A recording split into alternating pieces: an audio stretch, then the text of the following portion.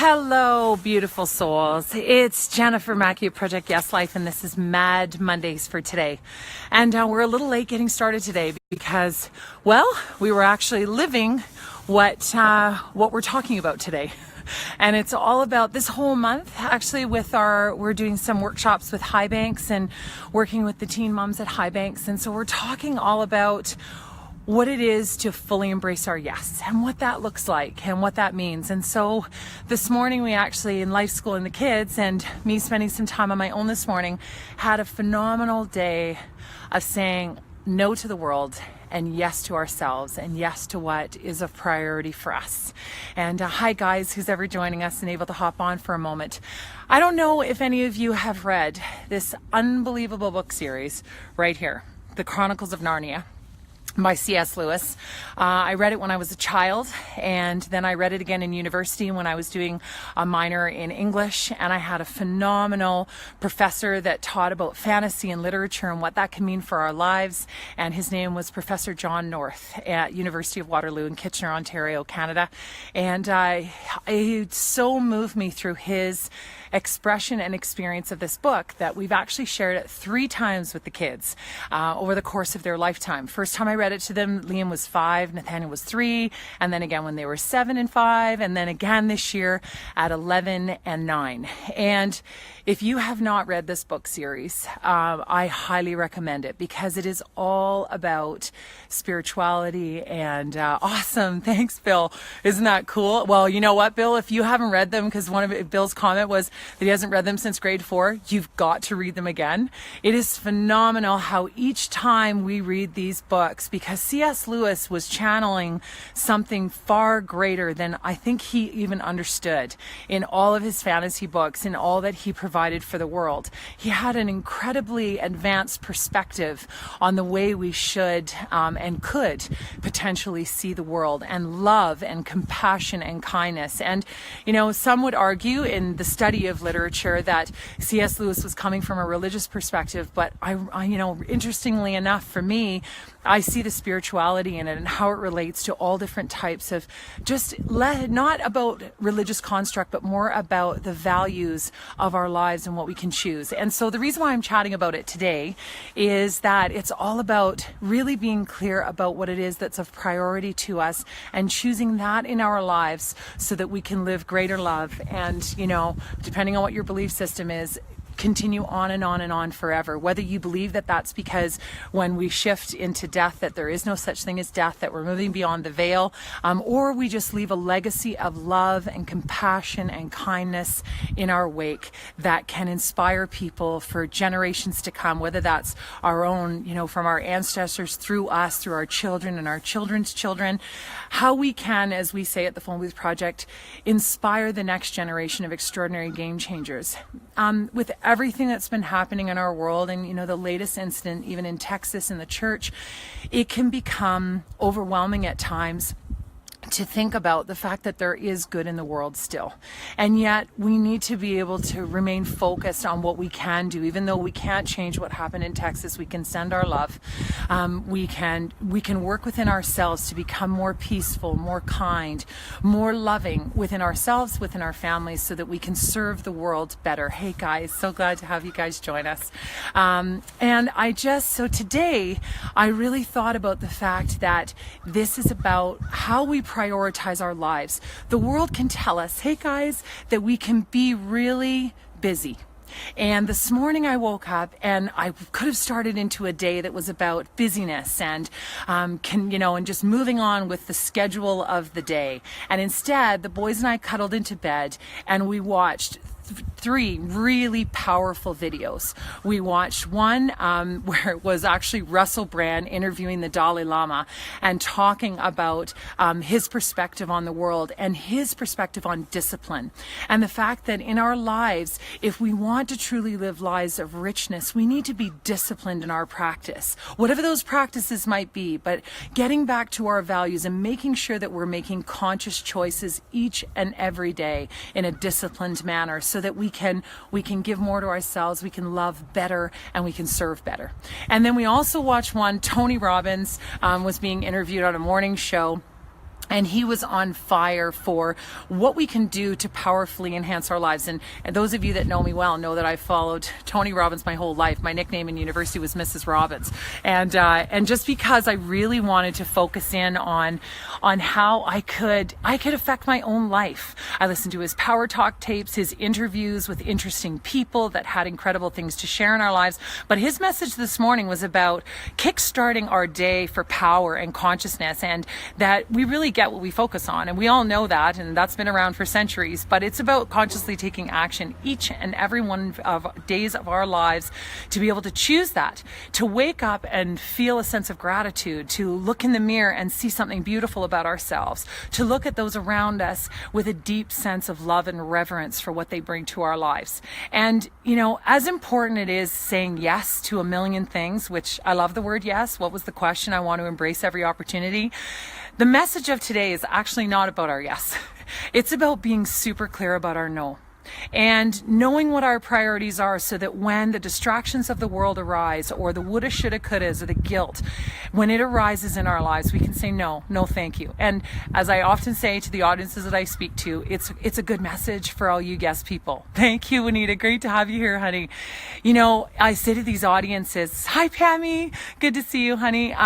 I say to my audiences, there's a great message for you, yes people. You can still be a yes person. If you love being a yes person, you can still be a yes person, because the truth of it is that when we discern what's in priority to us, then saying no to one thing is just saying yes to something else. And it doesn't happen automatically. We would think that it would. You know, after 46 years here on the planet, I would feel like I got that nailed. And maybe some of you guys do too. Maybe you feel like, you know, I can't believe I'm learning these lessons again and again in my life. But we are forever evolving. And one of the toughest things that we have to face, that's a beautiful opportunity, is to be able to take a look critically at our lives and to discern where we're spending our time and to figure out what's right for us. And that we're choosing the things that make us more peaceful, happier, more connected, so that we can linger in the legacy that we leave, that we are inspiring people around us, whether you have children or not. It is really important that we're doing what is essential to us for our hearts and our souls and our joy and our love and our peace, so that we are creating that energy and that ripple effect throughout our days, from the lady that we meet in the grocery store, to our kids, to our friends, to total strangers that we pass on the street.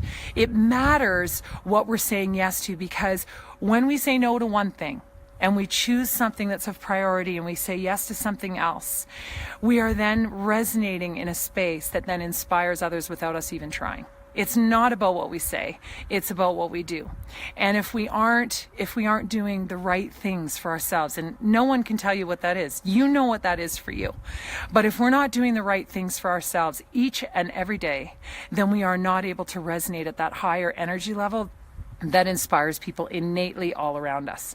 And so C.S. Lewis, in his beautiful book, is talking about this never-ending life. And yet, many of us feel like our time is limited. And well, we should. You know, the boys said, Mom, you're going to live forever. And I said, well, yes, you know, based on our belief system, we're going to move beyond that veil and we'll all be together again one day. But one of the most amazing things about being alive in this body, in our time, whatever time that is the fleeting nature of life. And those of you that know me understand that at a young age, I lost many beautiful friends for various reasons.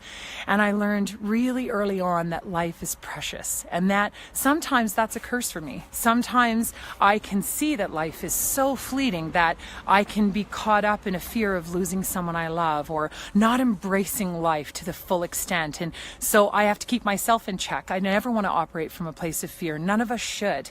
We want to, or none of us need to. It's not about a should, but it's an opportunity for us to just keep ourselves in check. And for me, I don't want to operate from a place of fear.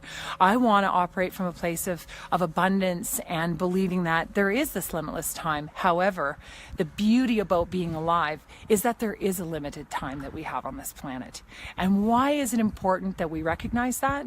Because it keeps us more aware of in the moment. I said to the boys this morning, we will only have a few more years of this homeschooling gig. We will only have a few more moments of connection. And even though there are many and perhaps thousands between now and when they're 18 and they launch out on their own, they're still fleeting. We think and can feel as though we have this limitless amount of time, that there isn't an urgency in what we're doing, that there isn't an urgency in our expression or how we're sharing our love, but there is an urgency. And as you know, I cut the boys' hair yesterday and they went from looking little boy-like to very grown up. I had a few tears with Liam at 11 and a half, and he said, Mom, don't cry. I'm so excited about this new haircut. And I said, I am so thrilled for you that each and every day you're moving into your greater independence. However, I'm just very aware of how time passes so quickly, and we don't want to miss a moment of it. So what's the big message for today? Read something beautiful and inspiring today, this week, this month. Find a book, walk into a bookstore, let the shelves speak to you, let something grab you, and trust that the universe is bringing to you, or God is bringing to you, whatever it is you need to read or be inspired by now. Understand what your no is. Understand when you're saying yes to too many things. We cannot be all things for all people. And it sounds like a cliche, but we really do have to understand when we're doing far too much. And we have to get back to discerning what our no is.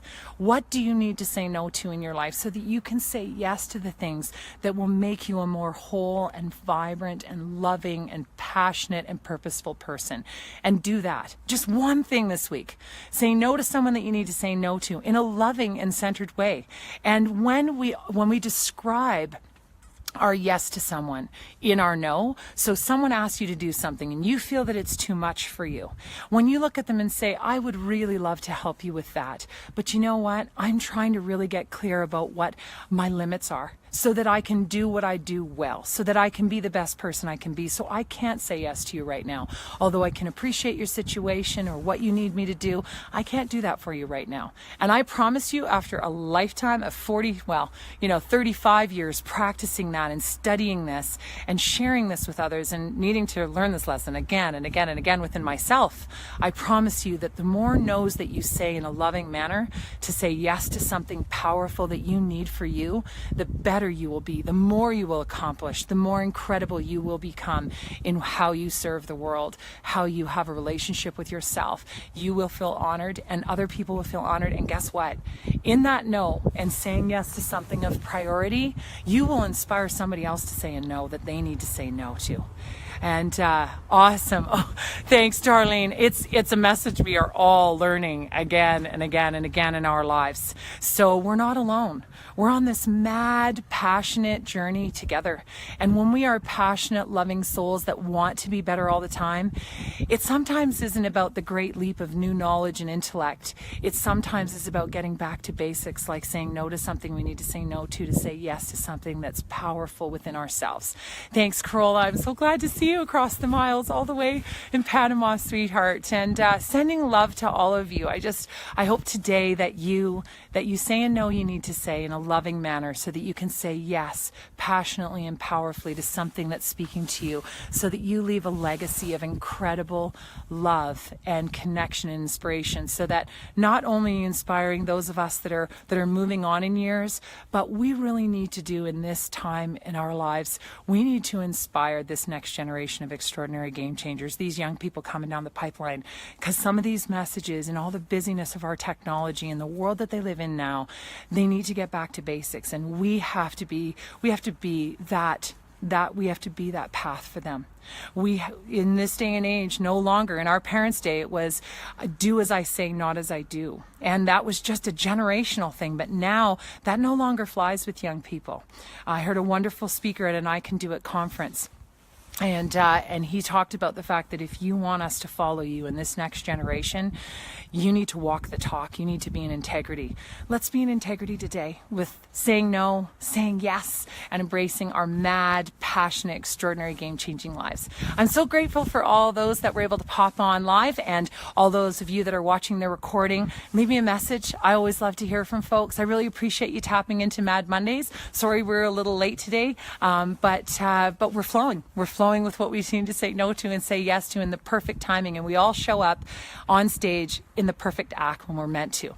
I'm going to leave a link below. If any of you haven't signed up for our newsletter, you can get the recording of this anytime, and you get a link to our book, The Mad Heroes Manifesto, and your Values for Life video and your Values to Action sheet, so that you can start aligning and reminding yourself of how fabulous you are, and living those true values so you can live the best yes life possible. I love you all. Have a beautiful day. Wishing you an extraordinary, game-changing day in your extraordinary, game-changing life. Until next time. Bye, everybody.